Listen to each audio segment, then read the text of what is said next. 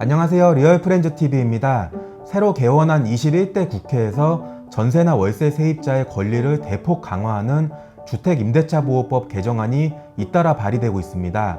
이른바 임대차 3법인데요.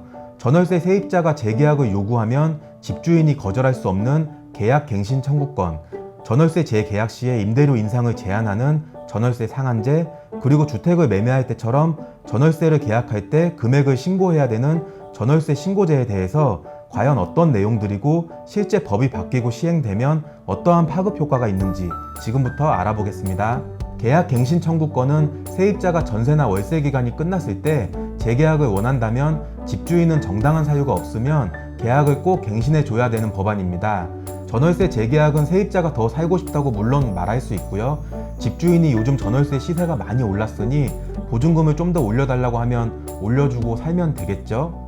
근데 이런 상태면 세입자에게 큰 메리트가 없잖아요. 전월세 시세가 계속 상승해서 살기가 너무 어렵고 2년마다 이사 다니는 서러움을 겪고 있는 건데 가격을 그냥 올려주면 된다? 그래서 등장한 게 계약갱신 청구권입니다. 2년 만기 후에 집주인은 세입자가 요청하면 다시 2년을 갱신해줘야 되고요. 임대료 또한 종전 가격에서 5%를 넘지 못하도록 강제하고 있습니다. 지금까지 나왔던 계약갱신 청구권은 보통 2년 계약인 기간을 한 번 연장할 수 있게 보장해줘서 세입자가 최소 4년은 이사 걱정 없이 거주하게 하자는 취지였고요. 이번에 나온 법안 중에 하나는 세입자의 계약갱신 청구권 횟수가 제한이 없는 사실상 무제한 계약갱신 권한입니다. 현실성은 조금 낮지만 법이 통과되면 세입자들은 평생 연 5% 이내의 인상률로 평생 같은 집에서 거주할 수도 있겠죠. 좀 이상한데요. 아마 여야 합의 과정에서 횟수나 기간 등은 조정될 가능성이 높은 듯합니다. 계약갱신 청구권이 발동됐을 때 이를 거절할 수 있는 집주인의 정당한 사유의 범위도 중요할 듯합니다. 현행 법에서 인정하는 거절 사유는 세입자가 월세를 3번 이상 연체하거나 집주인과 세입자가 상당한 보상에 합의하는 경우로만 제한하고 있습니다. 참고로 현재 상가의 경우에는 기존에는 5년간만 계약 갱신이 가능했지만 상권이 활성화되면 상가 임차인이 쫓겨나는 사태가 심화되자 최대 임대차 갱신 기간이 10년으로 늘어났습니다. 전월세 상한제는 임대료 인상 폭을 5% 이내로 제한하는 제도입니다.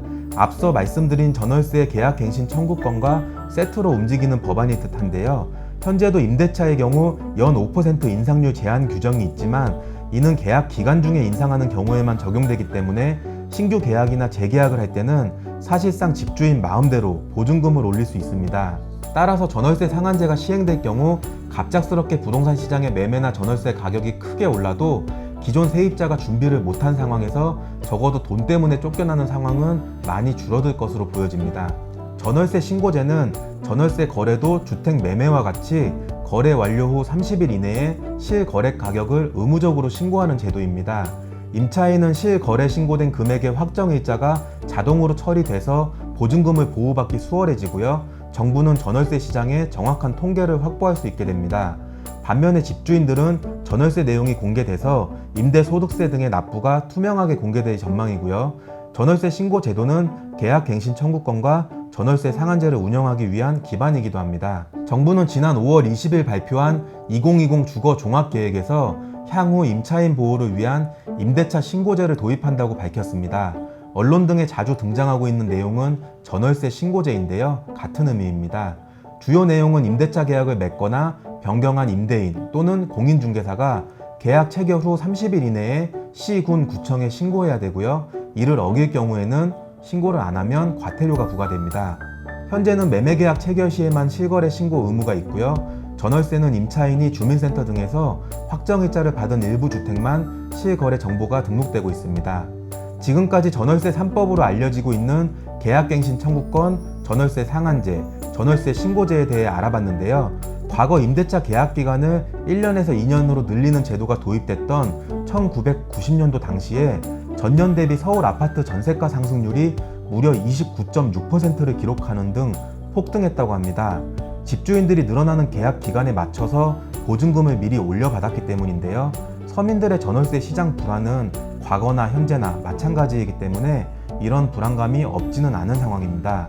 아무쪼록 세입자의 권리를 보호하려는 이번 법안이 별 탈 없이 큰 부작용 없이 또한 집주인들에게도 큰 피해 없이 잘 정리되고 진행됐으면 합니다. 이상으로 임대차 3법에 대해 알아봤고요. 궁금하신 내용은 댓글로 달아주시면 답 드리도록 하겠습니다. 감사합니다.